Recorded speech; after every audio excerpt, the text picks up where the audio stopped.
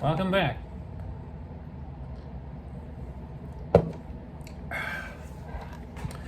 Here we are again. This is where I'm staying right now. My favorite hotel in my hometown, and it's the weekend, and I spent the majority of the day asleep, which is my favorite way to spend any day, is asleep, because I love sleep. And it's Saturday. It's October the 2nd day of spooky season. I'm loving it. I fucking love October. It's my favorite month, my favorite time of year, and my favorite season. Can't get enough of it.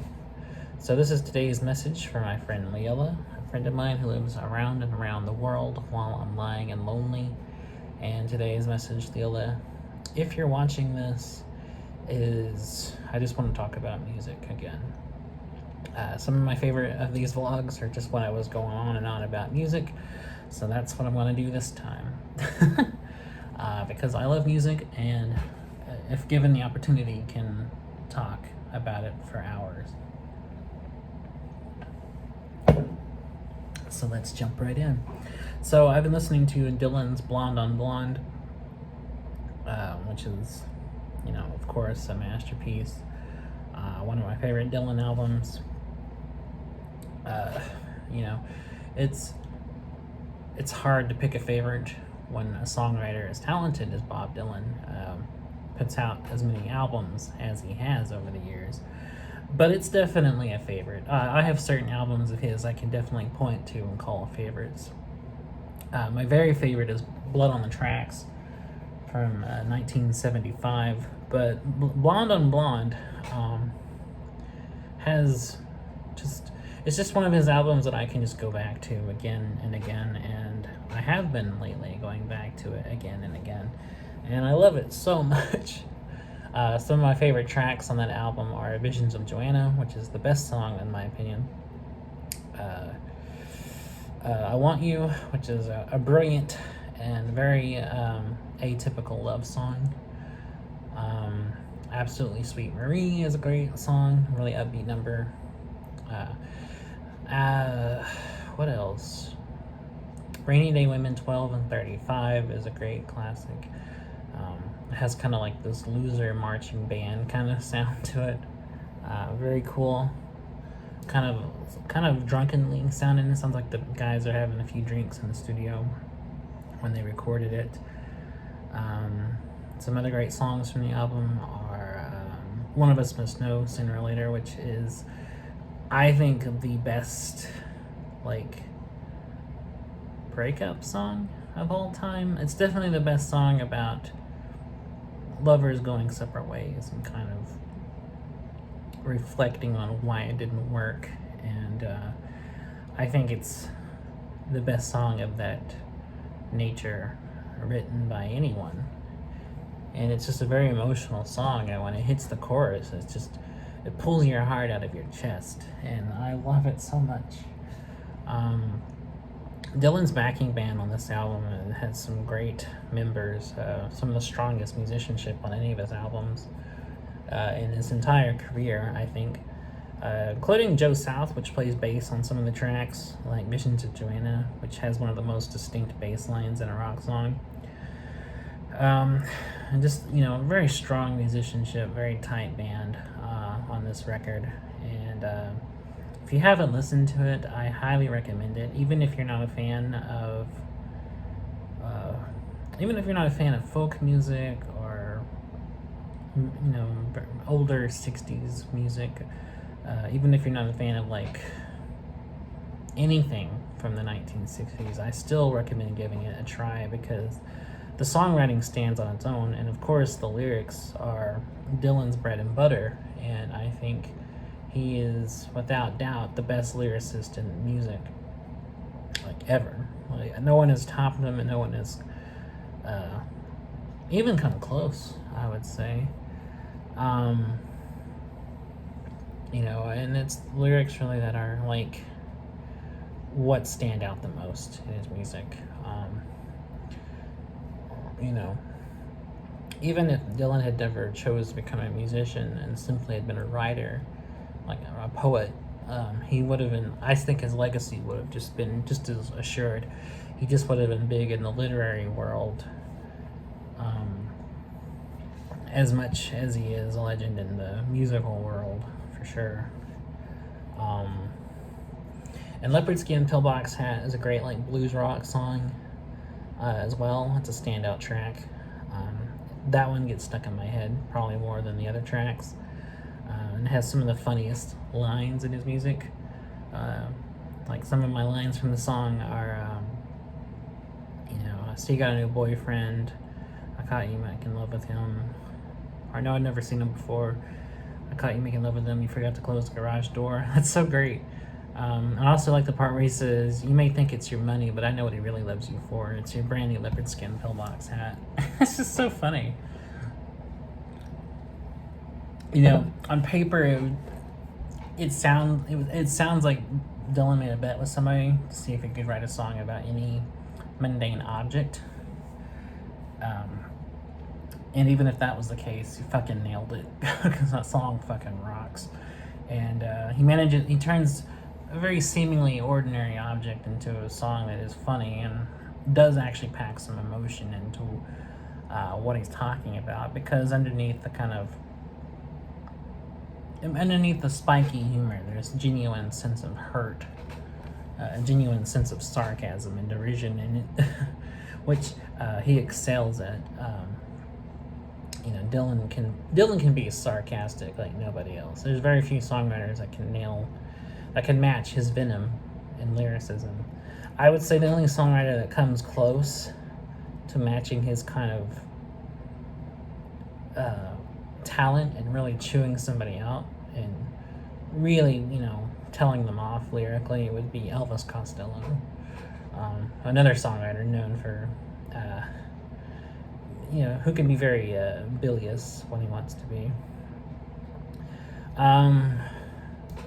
Also, another great song from Blonde on Blonde is Stuck Inside Mobile with the Memphis Blues Again, which is another lengthy 7-minute track that, he just tears through these like characters and these scenarios, and it's all surreal and interesting, and perfectly describes kind of a feeling of being stuck in a town, longing for somewhere else, while also describing all these kind of surreal characters and scenarios, and talks about a lot of the songs from this period are filled with like these kind of surreal like sketches of characters and scenes, characters like the rag man, the mayor, his son, the street preacher, he even talks about his grandfather, as a character,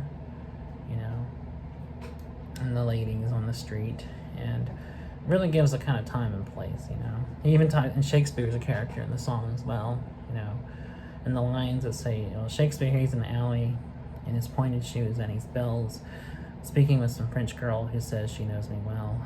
Like, so good. It's a very surreal, even kind of absurdist scenario, but it fits the song perfectly, and he knows how to execute these kind of surrealist things in a way that you're like, you don't question it, you're just kind of like, oh, that's weird, but okay.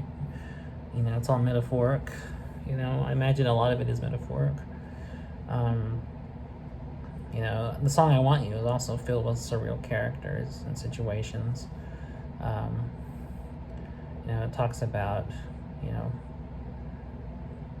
a lonesome organ grinder and, a lonely undertaker, talking about, saviors that are fast asleep, and a child in a Chinese suit, and all these kind of weird characters that come and go in his stories and his songs. It's almost Fellini-esque, like the kind of surreal characters that come and go. It gives it a very literary kind of feel, like his albums are novels filled with these interesting characters and these scenarios. As if you're kind of watching a character go through different situations and go through relationships and meeting these interesting characters. When you look at them that way, albums like Highway 61 Revisited are very surrealist kind of narratives, full of social impact and strong metaphors and very fantastic situations, especially on tracks, like Tom Thumb's Blues or Tombstone Blues for that matter. Tombstone Blues is probably my favorite track on Highway 61 Revisited. That song is a fucking banger musically, but lyrically, there's a lot of social commentary going on. Through these metaphoric characters, you can easily kind of figure out who he's really talking about. And it also has some of the most memorable lines. Like, I can recite the entirety of Tombstone Blues off the top of my head because I've just listened to it so much. When I was in high school, that was the album I listened to probably most. Highway 61 Revisited and Pink Floyd's The Wall were the two albums I listened to the most in high school. And I can recite every fucking lyric from both of those records. But Tombstone Blues has some of the best lyrics, especially some lines like the part where he says, "I wish I could write you a melody so plain to hold you, dear lady, from going insane, to ease you and cool you and cease the pain of your useless and pointless knowledge." Brilliant, absolutely brilliant. And there's also some other great lines in that song, such as the hysterical bride in the penny arcade. Screaming, she moans, "I have just been made," and sends out for the doctor, who pulls down the shade and says, "My advice is to not let the boys in." And then the next verse says, "The medicine man comes and he shuffles inside and he walks with a swagger and he says to the bride, 'Stop all the screaming, swallow your pride. He will not die. It's not poison.'" So great. That's so good. Like, I can easily, vividly envision that scene, of this young girl who's scared, pregnant, getting an illegal abortion because abortion was still illegal everywhere in the 60s at that point. And kind of going into this hard emotional trial with these secretive figures in the medical industry, performing backdoor abortions. It's crazy. It's so good, though. And there's also this great stuff about society and war and Vietnam in that song, such as the lyrics that say, "Gypsy Davy with the blowtorch burns out their camps. With his faithful slave Pedro behind him he tramps, with a fantastic collection of stamps to win friends and influence his uncle." And the next verse, it says, how does it start? I know the ending of the verse. I'm trying to think how it starts. "To win friends and influence his uncle." "The king of the Philistines, his soldiers to save, puts jawbones on their tombstones and flattens the graves. He puts the Pied Pipers in prisons and he fattens the slaves and sends them out to the jungle." Good God, that's so good. And hits precisely the nail on the head of Vietnam and the corrupt government and these senators and president sending off these kids to die in the jungle. So fucking horrible. I mean, that record was released in 1965. The era of Nam, Lyndon Johnson and all that shit going on. Absolutely horrible.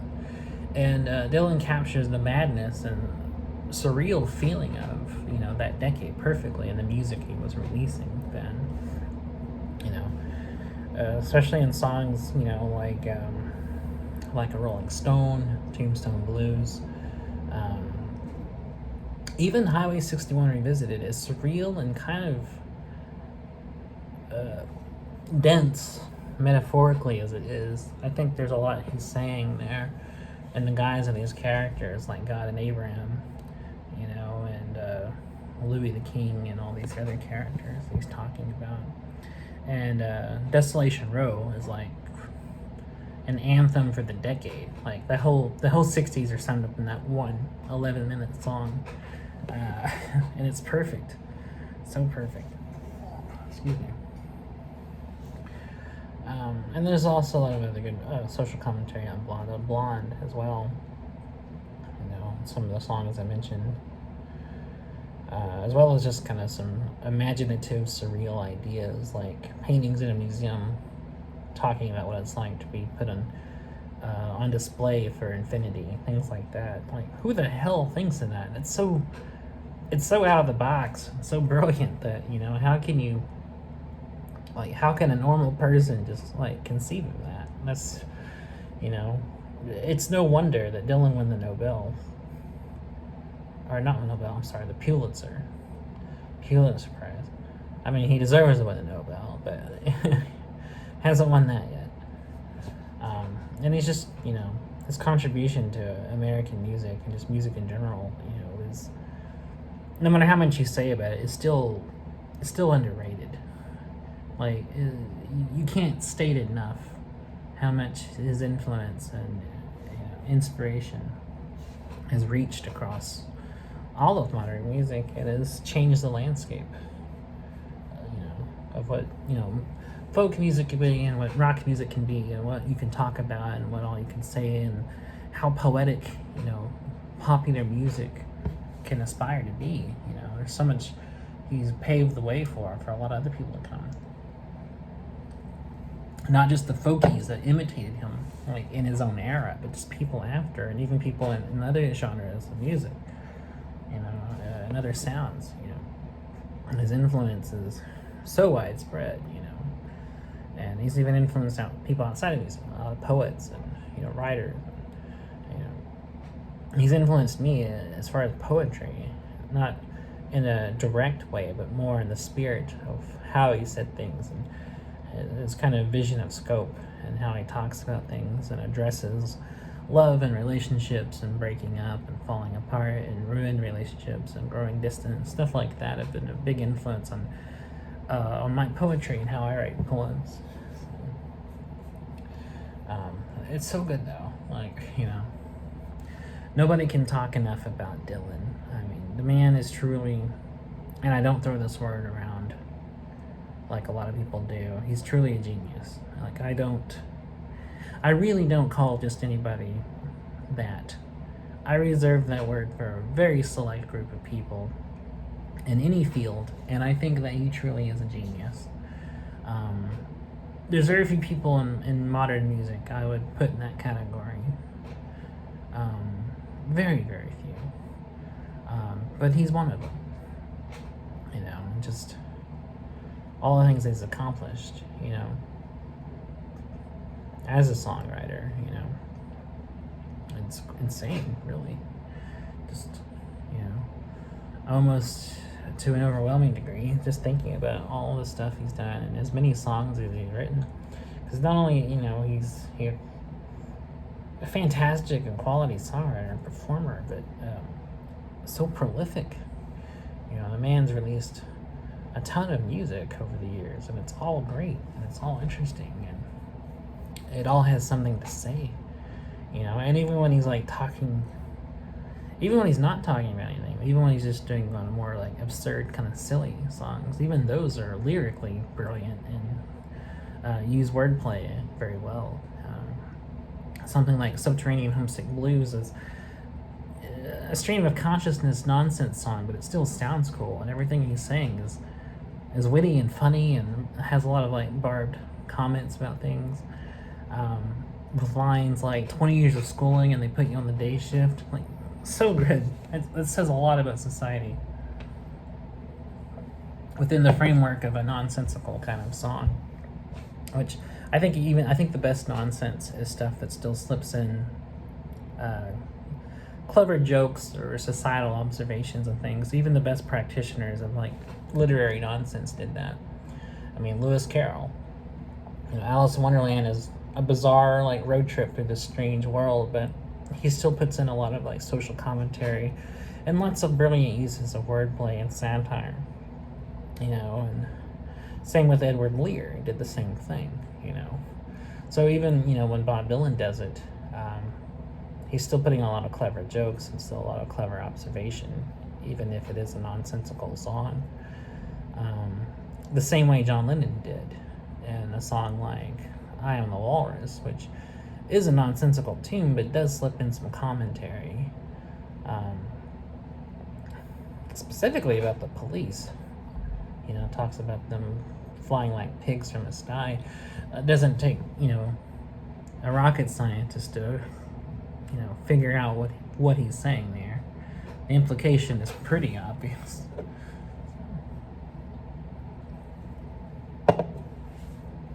Anyway, I've also been listening to, just now, I was listening to Bad Company.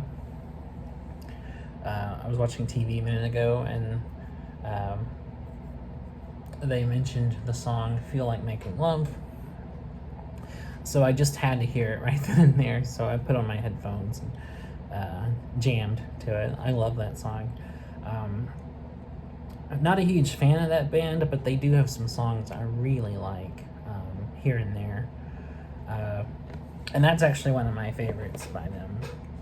Bad Company are not a bad band. They just, for the most part, I've always just felt their stuff is kind of bland, kind of just middle of the road rock music that doesn't really say much, which I don't really care for as much. But they do have some songs that, even though they are kind of just middle of the road songs, I do like enough to want to listen to, and that's one of them. I Feel Like Making Love is a great song. I mean, it's just a jam, not all music has to be deep and complex and mystical and metaphorical, or give some profound meaning of something. Some of it can just be fun, and that's a fun song, especially that riff, that killer guitar riff that's so simple but so effective. It kicks ass. Every time I hear it, I want to like sing with it. Just see me with my headphones on, like dun dun dun dun dun dun. Like, it's just a cool riff. It's fun, Yeah, I don't know. There's not much to say about it except it's just a fun song. And I can see how somebody probably wouldn't like it. I can see how it would probably be repetitive and stupid to somebody. I get that angle, but to me, it's repetitive and fun. It's just a fun song to groove to, by a band who's done very few songs I like a whole lot. Most of their stuff is like, I don't dislike this. It's just a lot of their stuff is like, this is okay, and then I move on. But they have a few songs I'm like, yeah, I really like that song. I like, that one, obviously. I like Can't Get Enough of Your Love, which is probably my favorite song by them. Just that one just has a fun kind of carefree sound to it. Shooting Star is a classic. Kind of, rock star anthem. About an all too real tragedy in rock and roll. And what I really like about Shooting Stars, I think that one really speaks about the power of music itself. I think that's what gravitates me towards it, more than just the music to it. I like that it's a song about music and the effect of music and how it can change somebody's life, and how it can even speak to them enough to want to make music, because it talks about in the first verse how the character, Johnny, first hears the Beatles, and just becomes a lifelong fan of rock and roll, and talks about how he grows up and becomes a rock singer, and records an album and it hits the charts and becomes a big singer, and he's living the kind of rock star life of success, doing shows, and tragically he dies from an overdose, and it's a sad story, but it's sadly common. But I like that the song is about the love of music and pursuing music, and might even be semi-autobiographical. Maybe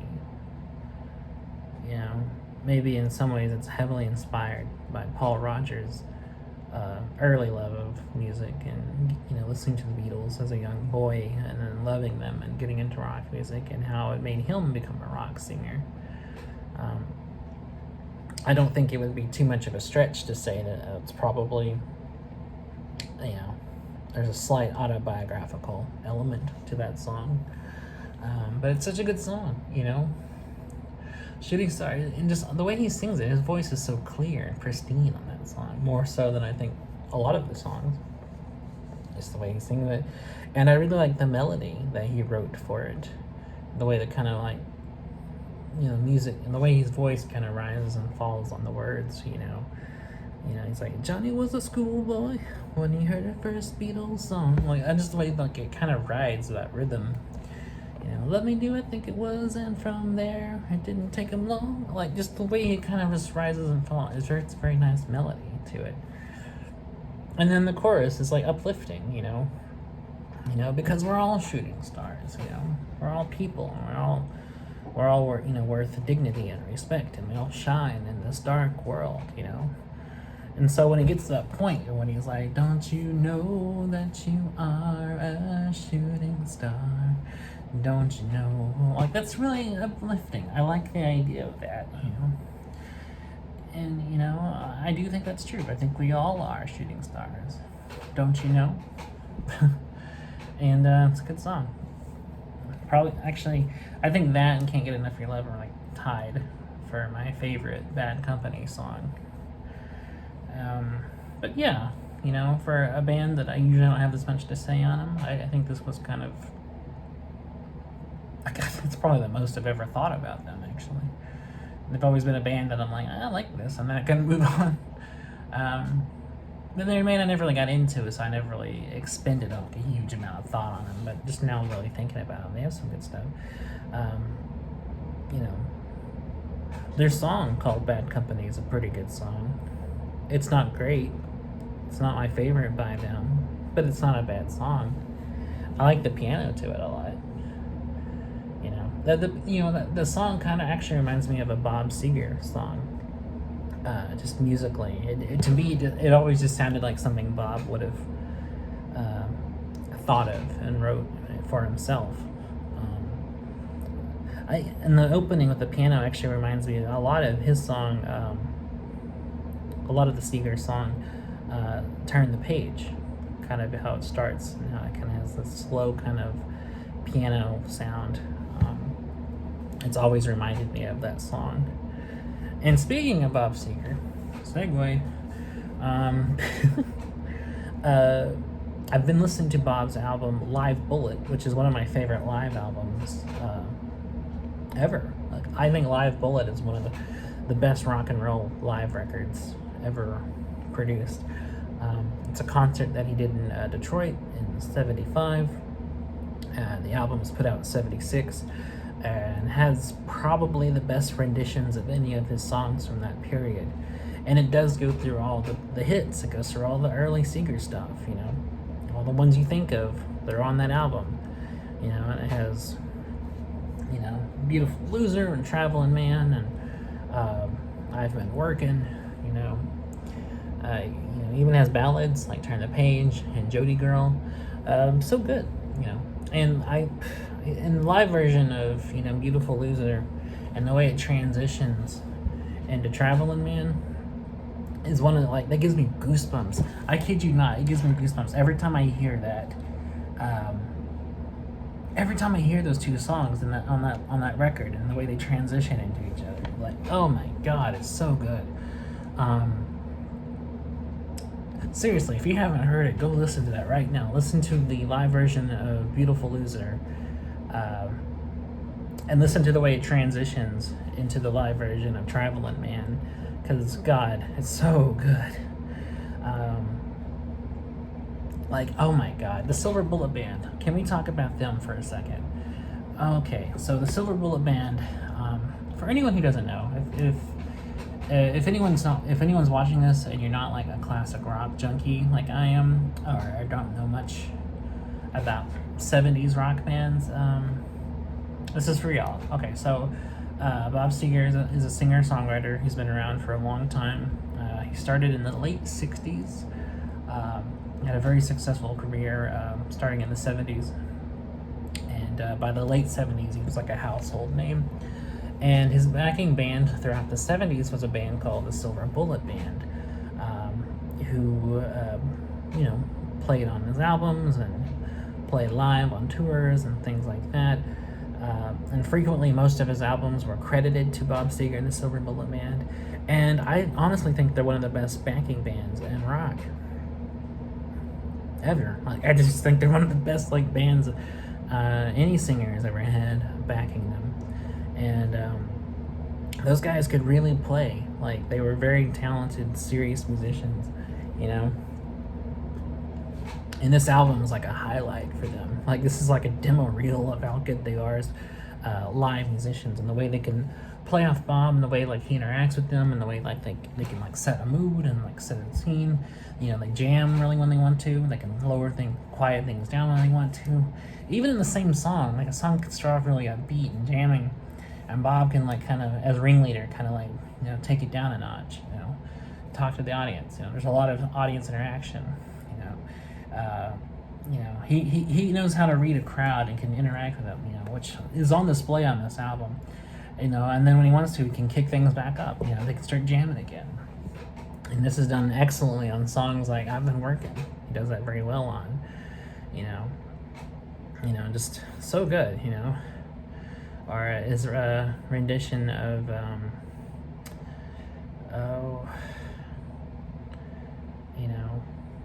Nutbush City Limits is also really good at, you know, an example of them jamming live on stage, you know. And his interactions with the audience are great. You know, he talks to them, you know, he talks about how he loves Detroit, you know, and really connects with that crowd. And you can hear the crowd like loving it and getting into this, you know. Like, you know, just listening to an album, you can tell this was a hell of a show. Like, you know, like, you wish you could have been there. Like, I certainly do. When I listen to it, I'm like, God, I wish I was alive in the 70s. Like, and wish I could have been at that show in Detroit that night, because that would have been a fucking awesome show. Bob is a native of Michigan. He's from Ann Arbor, but he has a lifelong love for playing in Detroit, and mentions it on that album. He talks about, in the opening song, he's talking to the crowd, and he's like, I was talking to a fellow the other day and says Detroit, Michigan's the best place to go, you know, to play. And he says, shit, I've done that for 10 years. Like, that's, or something like that. That's a paraphrase of it. But still, I mean, that would have been a really fun show to have been at. And then the album's just a blast. It's just a great live record. And it's personally been a favorite of mine for a long time now.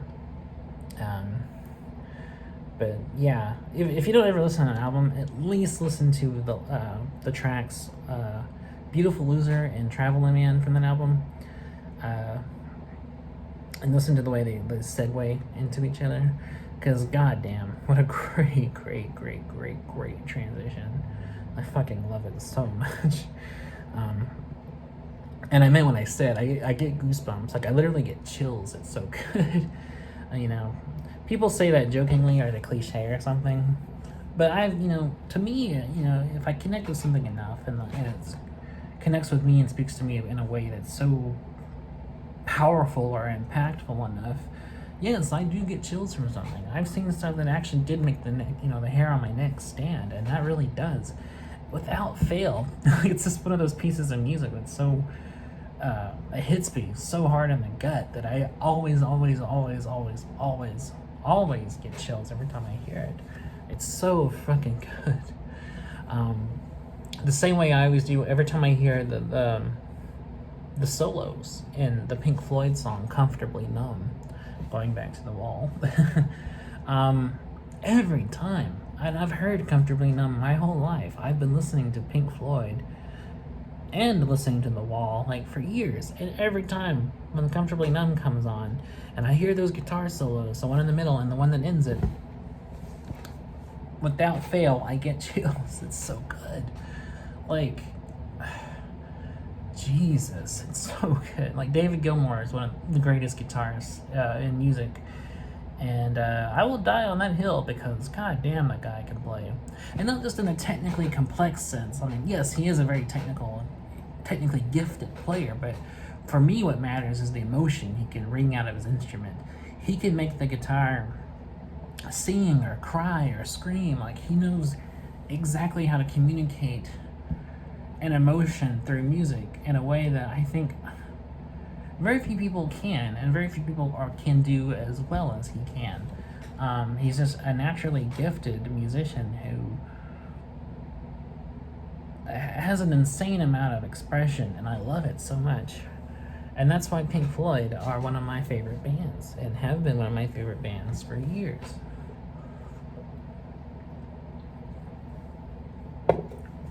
I love them so much. And this is really evident on songs like Echoes. Oh my god. Echoes is just a very moving like piece of music. Or Us and Them, or Comfortably Numb, or Mother. I mean, there's so many good songs that have such a huge emotional impact on me, and always have had a huge impact on me. What else am I listening to? I'm listening to the Stones. Rolling Stones are great. Another favorite. They're not like in my top favorite, but I've always liked them a lot. I still like them a lot, and they have some really, really, really good tunes. Just a minute ago, I listened to "You Can't Always Get What You Want," which I think is one of the best songs of their whole career. You know, they've been playing for over 50 years now, and just kicking ass ever since they started.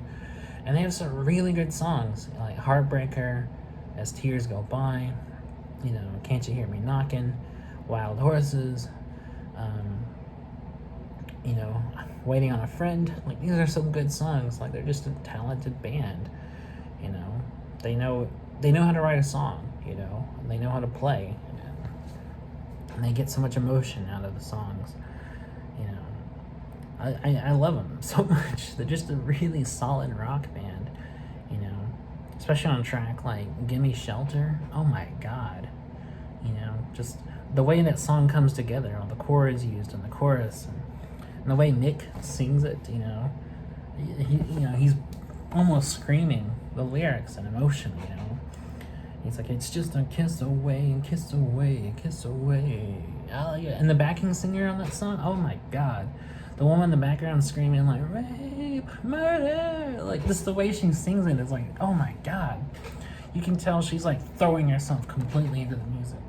And I love it. Like, to me, that's what a good singer does, is they throw themselves wholeheartedly into whatever emotion the music is, into whatever they're trying to express. Like, that is singing. And I love it when a singer can just completely invest themselves into the emotion of something. That's so good. There's a lot of great singers who can do that. Janis did it. Joplin, obviously, but Janis Ian did too. Janis Ian was also a good singer. Nina Simone, Ariana Grande. There's so many good singers that just can throw themselves completely into the song, into the emotion. Or the great Claire Torrey. Oh my God, Claire Torrey is one of like chef's kiss. So good.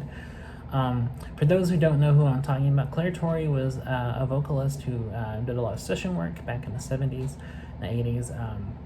She's most famous for doing the vocal for the Pink Floyd song "The Great Gig in the Sky," which, if you haven't heard "The Great Gig in the Sky," please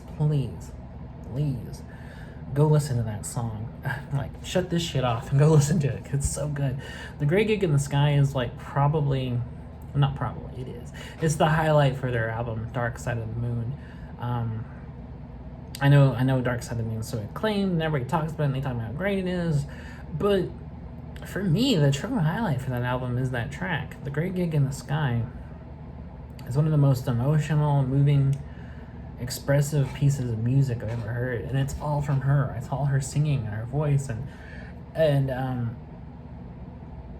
I don't even know how to describe her vocal in that song. She's not singing words. She's just singing. Like, she's just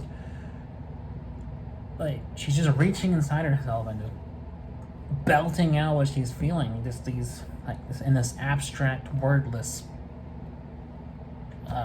vocal, and it's honestly amazing. Like, holy shit. Like, don't get me wrong. I mean,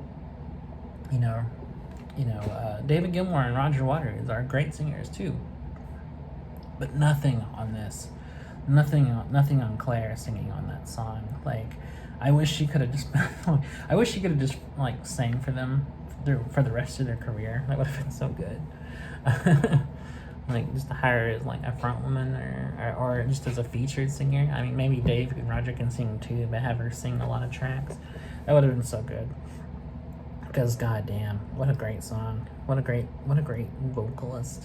Like Claire Torrey, there's a reason she's been on so many albums as a a performer, because good lord, that lady can sing.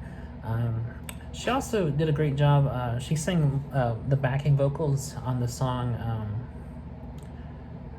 What's the title? It was a song in the 80s by Culture Club. I think it's called The War Song or something. But she did a good song. Great backing vocal on that song as well. She also did some great stuff with the Alan Parsons Project. And I think she even released a solo album in the early 70s, which I've listened to. I can't remember the title of the record, but it was very good. And it shows her chops just as much as her featured work as a studio session singer. But seriously, y'all, go listen to The Great Gig in the Sky by Pink Floyd. You will not be disappointed. Such a good piece. And good lord, what else have I been listening to? So much music, so little time. REM, I'm listening to them. I'm a big fan of REM. They're a band I didn't like till much later in life. Only in the last few years have I really gotten into them. But my goodness, what have I been missing? Such a good band. Especially songs like, End of the World, we know it, of course. It's a, famous song, but it's so good. And it's so catchy. Everybody Hurts, which is one of the most emotional songs of all time. The One I Love is a great song, a very kind of underrated song by them. And just the way Michael Stipe, sings that song. And it's interesting because that song, The One I Love, only has one word for the chorus, but it's so good. He's like, fire! Like, just the way he sings that is so good. Such a deeply sad song, too. It's definitely, the term, The One I Love, is definitely used ironically here. And it's so sad. He calls the object of his so-called love a prop. That's horrible. It's obviously about somebody who, nothing is obvious about their lyrics. Their lyrics are very abstract and metaphoric, and you could do deep dives and interpret them in many different ways, but it seemingly is about somebody who's using somebody or just kind of in a casual affair with somebody. But again, their songs are so dense, you can interpret them many different ways. It may even be a metaphor for something else. Maybe it's not about a person at all. Maybe it's a song about drug use or something, or an obsession somebody has to occupy their time. But such a good band. REM just so good, I really like their song Night Swimming, which is fantastic. What else? It's another band that put out a lot of albums, and they're all good. Night Swimming is a standout track, though, from their album Automatic for the People, which is my favorite REM album. It's one of the most famous REM albums, but it's my personal favorite, and it's one that, just a few months ago I was really jamming on a lot. I listened to it a lot last year as well. It's a good album to drive to. If you're looking for an album to just drive around to, Automatic for the People really does a good job. Ignoreland is a great song from that record as well. It's a really upbeat song. And of course their 80s stuff is great. Albums like Document and Green are both very good albums. Their debut album, Murmur, is also very good. Has some good songs on it. They're just a talented band. Those Georgians are so talented. There's a lot of good music, a lot of performers coming out of Georgia. Georgia's also, the home of Adult Swim, which radicalized and changed animation and the way programming can be. So there's a lot of creative energy coming out of Georgia,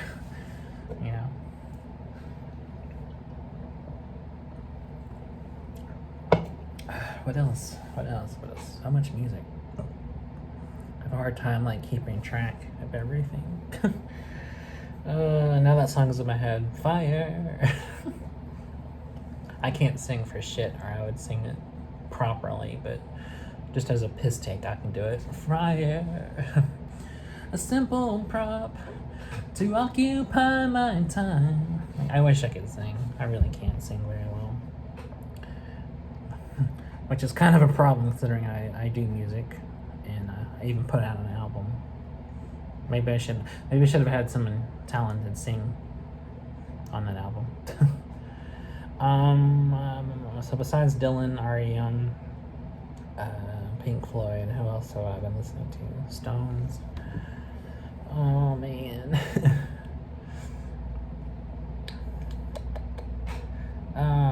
King Crimson, or one of my favorite bands of all time. I'm a big fan of King Crimson. They're like in my top 5. Such a really unique, interesting group. Nobody sounds like them. And I like that each album by them is vastly different from the last. Very good band of just, whoever Robert Fripp assembles for said album. And each one sounds different, as I said. My favorite King Crimson album is probably... It's hard to pick a favorite. Probably Islands. Islands is a good album. It sounds very different. It has a very jazzy kind of sound to it. It doesn't even really sound like a King Crimson album for the most part. But then again, I mean, they don't really have a definitive kind of sound either. An album like Red is completely different from an album like Lizard. And Lizard is a completely different album from something like Lark's Tongues and Aspic. So it's, they're very eclectic and very different. And even if you're a fan of them, even if you are a fan, you might not like certain albums, or you might like one album much better than the other, which is understandable. Very good band though. They're hard to define, hard to categorize as to what they sound like. I've heard the terms progressive rock. I've heard the terms art rock thrown around to describe them. And I would say those are fairly accurate. If you like progressive rock, if you like Pink Floyd or Camel, Gentle Giant, bands like that, or even if you're into bands like Tool or something like that, you might be into them. Tool are very much influenced by the heavier side of King Crimson. Or if you like stuff like that, you might like them. Very good band though. Very underrated, not very talked about much, which is a shame because King Crimson are massively talented and wildly imaginative. They're very, very fucking good. And I like that they incorporate many different sounds and influences into their music. Everything from free improvisational music to jazz to kind of Arabic, kind of Egyptian kind of sounding stuff, to just more kind of like medieval influence. Very, very eclectic, especially depending on which album you're listening to. They have completely different sounds and ideas going on. As I mentioned, like their album Red is very much like a heavy album. There's very much a lot of like influence, like hard rock, even maybe kind of early metal kind of sound on that album. Whereas an album like Discipline is much more of a vocal-driven album for the most part. So I mean, it just depends, I think, on what you listen or what you're kind of into. But I recommend listening to everything. King Crimson are just a very talented band and very eclectic. What else?